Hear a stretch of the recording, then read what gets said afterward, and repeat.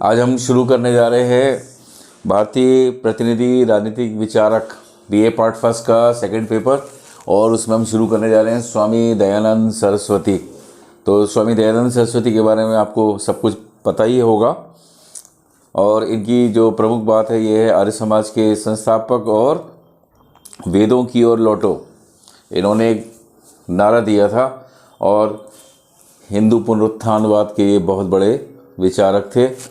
इन्होंने भारत में एक राजनीतिक चेतना जागृत की। तो आज हम इनको 3 पार्ट में पढ़ेंगे। पहला है दयानंद व भारतीय राष्ट्रवाद, दूसरे में उनका आएगा राजनीतिक चिंतन, और फिर आएगी बात धार्मिक व्यवस्था, सामाजिक व्यवस्था और शिक्षा संबंधी विचार और उनकी देन। तो कुल मिला के आप इससे पहचान पाएंगे कि एक ऐसा भारतीय महापुरुष जिसने भारत के जो नौजवान थे उनको जागृत किया, और जो डीएवी जो स्कूल्स हैं, कॉलेज हैं, उसके माध्यम से भारत में राष्ट्रवाद की अलख जलाई। तो आज हम शुरू करने जा रहे हैं, और आप लोगों को मैंने पहले भी कहा पढ़ाई में ध्यान रखें, और साथ ही साथ आपको पसंद आ रहा है या कोई आपके कमेंट्स हैं तो उनको भी दें, लाइक भी करें, ठीक है। जन्म सन 1824 में काठियावाड़ की मोरवी रियासत में टंकारा नामक स्थान पर हुआ था, एक मध्यम वर्गीय ब्राह्मण परिवार में। उनका पारिवारिक नाम मूल शंकर था। 14 वर्ष की आयु में पिता ने उन्हें प्रथम शिवरात्रि का व्रत रखने और रात्रि जागरण का आदेश दिया, लेकिन जब रात में उन्होंने देखा कि शिव मूर्ति और शिवलिंग जैसे शिव की शक्ति का प्रतीक बताया जाता है, वहाँ चूहे जो थे शिव की मूर्ति पर उछल कूद कर रहे थे। इस छोटी सी घटना ने एक आघात के रूप में उनके जीवन को प्रभावित किया। उनका तर्कपूर्ण मन इस बात को स्वीकार नहीं कर सका कि पत्थर का ये पिंड ही ईश्वर या महादेव है। इसके बाद निकटतम पारिवारिक जनों की मृत्यु के 2 प्रसंगों ने उन्हें सांसारिक जीवन से मुक्त होने के लिए प्रेरित किया।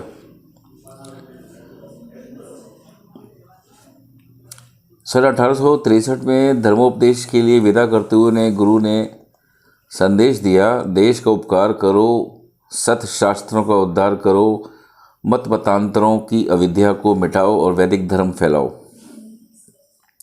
तो उनके गुरु विरजानंद के द्वारा इस आदेश का उन्होंने पालन किया, और गुरु विरजानंद ने उन्हें स्वामी दयानंद का नाम दिया।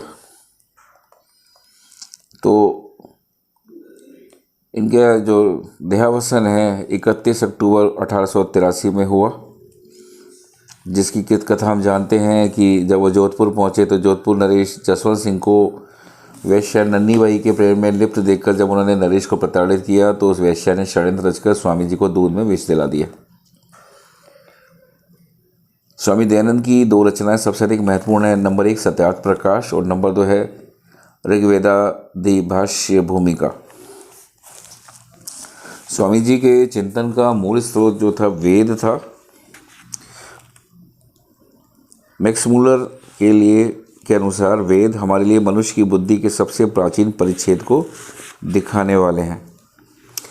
उन्होंने घोषणा की कि 4 वैदिक संहिताएं अपरुषीय है। दयानंद का दावा था कि वेदों में स्वयं ईश्वर की वाणी निहित है, और इसलिए वेदों में उनकी आस्था चट्टानबद्ध तथा अडिग थी। अब हम दयानंद के भारतीय राष्ट्रवाद संबंधी विचारों को समझते हैं। दयानंद की रचनाओं प्रमुखतया सत्यार्थ प्रकाश और ऋग्वेदा भाष्य भूमिका के विशद अध्ययन से ये बात नितांत स्पष्ट है कि उनका समस्त चिंतन और उनके कार्य देशभक्ति और भारतीय राष्ट्रवाद के साथ जुड़े हुए थे। उन्होंने स्वतंत्रता संग्राम में देश का नेतृत्व भले ही ना किया हो, लेकिन उन्होंने अपने चिंतन और कार्यों से स्वाधीनता की नैतिक तथा बौद्धिक नींव तैयार की। नंबर 1 हिंदू पुनरुत्थानवाद के आक्रामक समर्थक। कोई भी देश स्वाधीनता के लिए तभी संघर्ष कर सकता है जबकि देशवासियों के हृदय में स्वधर्म और स्वदेश के प्रति स्वाभिमान का भाव हो। राममोहन राय के समय से इस दिशा में कार्य हो रहा था, लेकिन स्वामी दयानंद और आर्य समाज की तुलना में ये सभी प्रयत्न नितांत अधूरे थे। राममोहन राय और उनके परवर्ती सहायकों देवेंद्रनाथ टैगोर और केशवचंद्र सेन ने समाज सुधार की दिशा में कार्य किए, लेकिन सामान्य जनता की दृष्टि से वे पाश्चात्य सभ्यता के पुजारी बनकर रह गए थे। रामकृष्ण मिशन पूर्ण रूपेण एक आध्यात्मिक आंदोलन था। थियोसॉफिकल सोसाइटी भारतीय दर्शन की गहराई को ऊपर से पकड़ने का प्रयास कर रही थी और उसमें आंशिक सफलता मिली थी। इस्लाम और उससे भी प्रमुख रूप से ईसाई धर्म प्रचारकों द्वारा हिंदू धर्म पर निरंतर प्रहार और पूरे उत्साह से ईसाई मत का प्रसार किया जा रहा था। देश का सामान्य व्यक्ति आत्महीनता से ग्रसित होकर यह समझ बैठा था कि उसकी अपनी कोई संस्कृति या अपना कोई गौरव नहीं है। इस स्थिति में जनता का एक वर्ग ईसाई धर्म की ओर आकर्षित हो रहा था। स्वामी दयानंद का विचार था किसी विदेशी पंथ को अंगीकार कर लेने से राष्ट्रीय भावना जिसका वे पोषण करना चाहते थे संकट में पड़ जाएगी। उन्होंने हिंदू पुनरुत्थानवाद की आक्रामक समर्थक की भूमिका को अपना लिया। मुल्लाओं और पादरियों ने पहली बार अनुभव किया कि उनके विश्वास को बिना किसी संकोच के आलोचना हो सकती है। इस्लाम और ईसाई मत का पूरी शक्ति के साथ खंडन करते हुए उन्होंने वैदिक धर्म की श्रेष्ठता का प्रतिपादन किया। इस स्थिति के परिणामस्वरूप भारतीय जन में अपने धर्म, इतिहास और संस्कृति तथा देश के प्रति गौरव की भावना को उदय हुआ। अब भारतीय जन ने चेतन अवचेतन में ये सोच लिया कि हम कम श्रेष्ठ नहीं, आवश्यकता तो केवल आगे बढ़ने की है। स्वामी दयानंद ने इस बात पर बल दिया कि धर्म कर्म की प्रेरणा देता है और पुरुषार्थ से विमुख व्यक्ति कभी ईश्वर को प्राप्त नहीं कर सकता। इस प्रकार उन्होंने देश की स्वतंत्रता के लिए कर्म और पुरुषार्थ का उपदेश दिया। दूसरा है विवेक शून्य अंधविश्वासों और परंपरावाद के विरुद्ध संघर्ष। स्वामी दयानंद जानते थे कि अंधविश्वासों और परंपरावाद ने देश की शक्ति को क्षीण कर दिया है तथा जनता के बीच अनेक भेदों को जन्म दे दिया है। अतः अंधविश्वासों और परंपरावाद के विरुद्ध संघर्ष में भी उन्होंने आक्रामक योद्धा की भूमिका अपनाई। वे एकेश्वरवादी और सर्वशक्ति संपन्न चेतन परमेश्वर के पूजक थे। उन्होंने इस बात पर बल दिया कि मूर्ति पूजा ना तो वेद सम्मत है और ना ही कोई धार्मिक कार्य है, ये तो मात्र एक अंधविश्वास है। इसी प्रकार उन्होंने बाल विवाह, विधवा विवाह निषेध, महिला वर्ग की अशिक्षा और पर्दा प्रथा तथा समुद्र यात्रा निषेध आदि अंधविश्वास और कुप्रथाओं का विरोध किया। समाज सुधार के इन सभी कार्यों के पीछे उनका एक ही लक्ष्य था, एक जागृत और शक्तिशाली समाज का निर्माण। नेक्स्ट है व्यक्तित्व और सामाजिक चरित्र निर्माण का संदेश। दयानंद भारतीय चरित्र की दुर्बलताओं को देश के पतन के लिए उत्तरदायी मानते थे।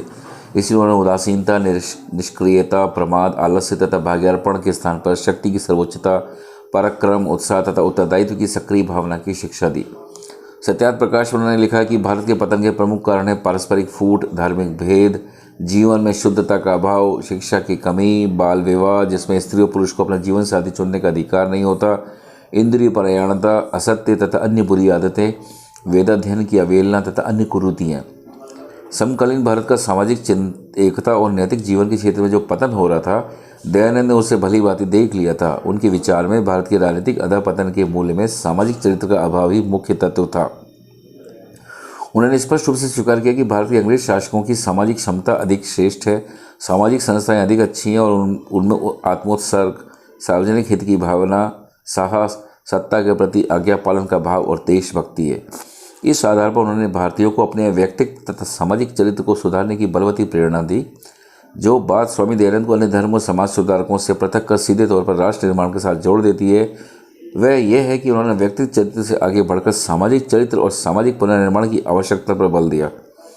राष्ट्रीय जीवन के रोग निदान और उपचार दोनों में ही उनकी दृष्टि अचूक थी। नेक्स्ट है निर्भीकता और कर्तव्य पालन का संदेश। दयानंद अत्यंत निर्भीक थे और सदैव इस बात का उन्होंने बल दिया कि निर्भीकता का एक नैतिक गुण के रूप में विकास किया जाना चाहिए। केवल निर्भीकता राजनीतिक रूप धारण कर लेने पर एक ऐसी शक्ति बन जाती है जो उत्पीड़न तथा निरंकुश साम्राज्यवाद का सामना कर सकती है। इसलिए निर्भीकता ही मानव अधिकारों की प्राप्ति का आधार है। दयानंद का आदर्श ऐसा निर्भीक व्यक्ति है जो न्याय तथा सत्य की रक्षा के लिए कटिबद्ध रहता है और अत्याचार के सर्वाधिक शक्तिशाली दुर्गों के सामने भी नतमस्तक नहीं होता। इस व्यक्ति को सदैव दुष्टों का नाश, दमन और विरोध करने का निरंतर प्रयत्न करते रहना चाहिए, चाहे वे विश्व भर के प्रभु और महान प्रभाव तथा शक्ति वाले व्यक्ति ही क्यों ना हो। उसे कितने ही भयंकर कष्ट क्यों न भुगतने पड़े, अपने मानवोचित कर्तव्य पालन से विचलित नहीं होना चाहिए। निर्भीकता का ये संदेश ब्रिटिश शासन का विरोध करने की प्रेरणा के रूप में था और उपदेश की प्रभावदायकता इस कारण थी कि उपदेशक स्वयं नैतिक शक्ति का पुंज था और शासक वर्ग के धार्मिक विश्वास के विरोध तथा अन्य बातों में भारी निर्भीकता का परिचय दे रहा था। नेक्स्ट है देश की स्वतंत्रता के प्रति तीव्र अनुराग। दयानंद का स्वतंत्रता के प्रति तीव्र अनुराग था। यह अनुराग व्यक्ति और देश दोनों की स्वतंत्रता के प्रति था। वह कहा करते थे कि इस देश में पहले मानसिक पराधीनता आई और उसके बाद राजनीतिक पराधीनता। इसलिए राजनीतिक स्वतंत्रता की प्राप्ति हेतु वे मानसिक स्वतंत्रता की प्राप्ति आवश्यक समझते थे। मानसिक स्वतंत्रता के पक्ष में दयानंद के योगदान का मूल्यांकन करते हुए जायसवाल लिखते हैं, स्वामी दयानंद ने हिंदुओं की आत्मा को उसी प्रकार स्वतंत्रता प्रदान की जिस प्रकार लूथर ने यूरोपियन आत्मा को प्रदान की थी, और उन्होंने इस स्वतंत्रता का निर्माण भीतर से अर्थात हिंदू साहित्य के आधार पर किया। दयानंद के मन में भारत के प्रति गहरा अनुराग और उत्कृष्ट प्रेम था। वे भारत को आर्यावत कहा करते थे। उनके विचार से यह देश पारसमणि का देश और स्वर्ण भूमि था। दयानंद के ऐतिहासिक दर्शन के अनुसार प्राचीन काल में समस्त विश्व में आर्यों का चक्रवर्ती राजतंत्री साम्राज्यवाद फैला हुआ था। अतीत के इस गौरवगान का उद्देश्य नागरिकों को स्वराज के लिए प्रेरित करना ही था। वे देश की पराधीनता पर दुखी हुआ करते थे और अपनी रचनाओं में उन्होंने अपने देश की दास्ता पर गहरा शोक प्रकट किया। इसी प्रसंग में उन्हें ब्रह्म समाज और प्रार्थना समाज की क्षीण देशभक्ति पर खेद था। उन्होंने सत्यार्थ प्रकाश के छठे समुल्लास में निर्भीकतापूर्वक लिखा है कि विदेशी राज से चाहे वह कितना ही अच्छा क्यों ना हो, स्वदेशी राज उसमें चाहे कितनी भी त्रुटियाँ क्यों ना हो, अच्छा है। उन्होंने वेदों में अंतर्निहित शक्ति, शुद्धता, स्वतंत्रता तथा आत्मनिर्भरता का संदेश जिस तीव्रता और उग्रता के साथ घर घर में फैलाया, उससे जनता में अपने अधिकारों के प्रति आक्रामक चेतना जागृत हुई। इस प्रकार उन्होंने भारतीयों के मन में देशभक्तिपूर्ण राष्ट्रवाद की भावना को जागृत करने में अग्रदूत का काम किया। नेक्स्ट है देशी भाषाओं को प्रोत्साहन तथा संपर्क भाषा के रूप में हिंदी को अपनाना। दयानंद ने देशी भाषाओं के आंदोलन को प्रोत्साहन देकर भी राष्ट्रवाद के उत्थान में योग दिया। यद्यपि वे वेदों के प्रकांड पंडित तथा संस्कृत के विद्वान और जन्म से गुजराती थे, फिर भी उन्होंने अपना प्रमुख ग्रंथ सत्यार्थ प्रकाश हिंदी में लिखा। उन्होंने वेदों के भाष्य भी हिंदी में लिखे। जिस प्रकार पुनर्जागरण के समय से इतालवी, जर्मन और फ्रांसीसी भाषाओं के विकास ने यूरोपियन देशों में राष्ट्रवाद के उत्थान को प्रेरणा दी, उसी प्रकार दयानंद तथा उनके शिष्यों ने अपने उपदेशों और रचनाओं के लिए हिंदी भाषा को चुनकर भारतीय राष्ट्रवाद के विकास में प्रेरणा दी। उन्होंने हिंदी को देश की संपर्क भाषा के रूप में मान्यता दी और उसे राष्ट्रीय एकता का माध्यम बताया। नेक्स्ट है स्वदेशी के प्रयोग पर बल। स्वामी दयानंद ने आर्थिक क्षेत्र में स्वदेशी माल के प्रयोग पर बल दिया। गहरी देशभक्ति की भावना के आधार पर उन्होंने भारत की निरंतरता दूर करने के लिए निर्मित खादी के प्रयोग की आवश्यकता पर बल दिया। स्वामी जी स्वयं मोटा देशी वस्त्र पहना करते थे और उन्होंने स्वदेशी का प्रयोग प्रत्येक व्यक्ति का एक धार्मिक कर्तव्य बतलाया। उन्होंने देशी उद्योगों के विकास की आवश्यकता पर भी बल दिया। स्वधर्म, स्वभाषा और स्वदेशी के माध्यम से वे स्वराज के संदेशवाहक बन गए। नेक्स्ट दलित उद्धार तथा जाति प्रथा का खंडन। 19वीं सदी के प्रारंभ में भारत में दलित वर्ग को अत्यंत अपमानित जीवन व्यतीत करना होता था। स्वामी दयानंद ने इस स्थिति को दूर करने का संकल्प लेते हुए छुआछूत की भावना का विरोध और दलित उद्धार की आवश्यकता पर बल दिया। उन्होंने स्पष्ट कहा कि शूद्र और स्त्री जाति को वेद पढ़ने के अधिकार से वंचित करना न्याय संगत और नीति संगत दोनों ही नहीं है। स्वामी दयानंद ने वर्ण व्यवस्था के मूल आधार पर भी करारा प्रहार किया। उन्होंने इस बात पर बल दिया कि जाति जन्म के आधार पर नहीं वरन गुण, कर्म और स्वभाव के अनुसार मानी जानी चाहिए। उन्होंने इस बात पर बल दिया कि समस्त कार्य सामाजिक पूर्णता के निर्मित संपन्न किए जाते हैं, इसलिए किसी को ऊंचा और किसी को नीचा समझना अविवेकपूर्ण है। उन्होंने इस बात को भी समझ लिया था कि जाति पाति और छुआछूत ने हिंदुओं के लिए बाहरी शत्रुओं के विरुद्ध एक संयुक्त मोर्चा बनाना असंभव सा कर दिया है। अस्पृश्यता के विरुद्ध उनका युद्ध भारत की एकता के लिए एक महान देन कही जाएगी। सामाजिक न्याय के समर्थक के रूप में उन्होंने अपने आर्थिक तथा सामाजिक दृष्टि से पिछड़े हुए वर्गों को पुनः स्थापना का उपदेश दिया। महत्वपूर्ण तथ्य यह है कि उनके द्वारा स्थापित संस्था आर्य समाज के द्वारा सभी जातियों के लिए समान रूप से खुले हुए हैं। यद्यपि आर्य समाज एक राजनीतिक संस्था नहीं थी, लेकिन आर्य समाज से भारत के राजनीतिक आंदोलन को अनेक प्रमुख नेता और हजारों कार्यकर्ता प्राप्त हुए।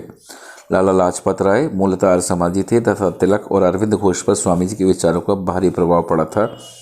भारत के क्रांतिकारी आंदोलन को भी उनके विचारों से प्रेरणा मिली थी। प्रसिद्ध क्रांतिकारी श्यामजी कृष्ण वर्मा और उनके शिष्य और मित्र थे। स्वामी दयानंद ने अपने विचारों और कार्यों से देश की स्वतंत्रता के लिए नैतिक और बौद्धिक पृष्ठभूमि तैयार करने का कार्य किया। भारतीय राष्ट्रवाद के उत्थान में स्वामी दयानंद की भूमिका चिरस्मरणीय रहेगी।